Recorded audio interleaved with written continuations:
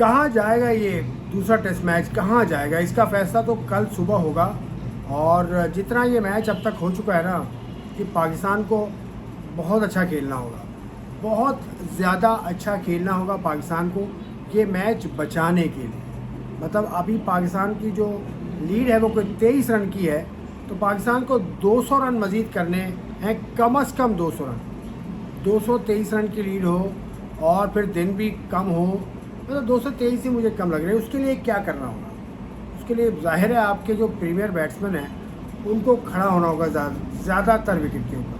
बाबर आजम की जानिब इशारा मैं कर रहा हूँ कि बाबर को बहुत बड़ी इनिंग की ज़रूरत है। 50, 60, 70, 80, 100, 150 से काम नहीं चलेगा। आपकी बड़ी इनिंग आएगी, बड़ी इनिंग आपकी आएगी तो आप कॉन्फिडेंस भी टीम में आएगा साथ साथ। फिर पाकिस्तान की बॉलिंग में वो दांत नज़र नहीं आया ना। 400 रन बन गए दूसरी इनिंग में। साजिद 4 पॉइंट समथिंग के एवरेज से रन दिए। उसके अलावा नुमान वो भी ऑलमोस्ट 4 रन पर ओवर गया।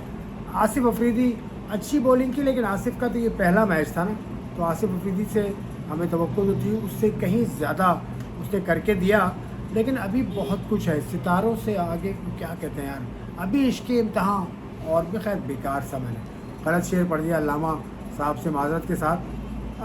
करना क्या है, सीधा सा फार्मूला है यार, सीधा सा फार्मूला है। You got to post a very very good score on board, और उसके लिए आपको खेलना होगा। कल का पहला सेशन डिसाइड कर देगा मैच की डायरेक्शन को, डिसाइड कर देगा कल का पहला सेशन। और अभी जो मैच है वो तकरीबन 70% साउथ अफ्रीका के हाथ में है, क्योंकि उनकी बॉलिंग बहुत अच्छी है। चौथी इनिंग में उनको बॉलिंग करनी है। रबाडा जॉनसन के अलावा उनके पास स्पिनर्स की भी बहुत उम्दा सेटअप मौजूद है। तो सब चीज़ों को देखते हुए they are the favourites to win the second test match in Rawalpindi. Pakistan ने गैर जिम्मेदारी बहुत दिखाई। लोग ये कह रहे हैं कि पाकिस्तान का टेल या लोअर ऑर्डर बैटर नहीं कर सके। नहीं, पाकिस्तान के टॉप ऑर्डर बैटर्स, मतलब दूसरी इनिंग में टॉप ऑर्डर बैटर्स नहीं परफॉर्म कर सके। उनकी जिम्मेदारी थी यार। शान मसूद, अब्दुल्ला शफीक, इमामुल हक और एक और लड़का है जिस पर बात नहीं हो रही, उसका नाम है सऊद शकील। सऊद शकील साहब, क्या हो गया आपको? आपको उठना होगा। सिर्फ बाबर पर तो हम बात करते हैं, बाबर की तनकीद तो हो जाती है क्योंकि परफॉर्म नहीं कर रहा, तनकीद तो होगी, लेकिन वेयर आर यू मैन? आप नज़र ही नहीं आ रहे। अभी आप फर्स्ट क्लास का या ग्रेड 2 कह लें, हनीफ मोहम्मद ट्रॉफी भी आप खेल कर आए हैं।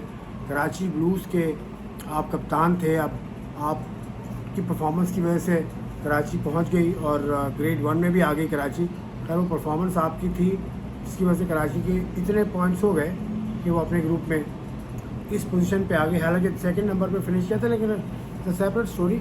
आपको बहुत कुछ करना था लेकिन आप फेल हो गए, और मुसलसल मतलब आप फेल होते चले आ रहे हैं। Something is missing in your technique as well.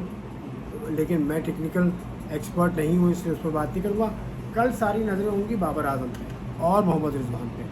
देखिए क्या होता है, क्योंकि बाबर एक ही शॉट खेल रहे हैं। बाबर का मसला क्या है, एक ही शॉट खेल रहे हैं। वो रिजवान तो इम्प्रोवाइज़ कर रहे हैं, स्वीप भी खेला रिजवान ने, कई मरतबा खेला और भी शॉट्स खेले, क्योंकि रिजवान की आमरी में वैरायटी ऑफ शॉट्स मौजूद हैं। This isn't the case with Babar.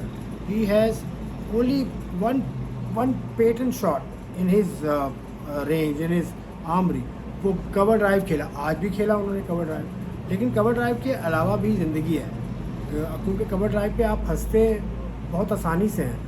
अगर आपका एक ही शॉट है, आपको एक बॉल ऐसा हुआ था, वो हार्मर ने बॉल किया था और बैट इनर एज लेता हुआ विकेट के पास से निकल गया था बॉल, तो ये भी हो सकता है। तो बाबर को खड़े रहना बहुत ज़रूरी है, और पहला सेशन पाकिस्तान ने अच्छी तरह से विदाउट लॉस निकालना है तो बात बनेगी, वरना मुश्किल नज़र आ रहा है पाकिस्तान का इस दूसरे टेस्ट में जीतना।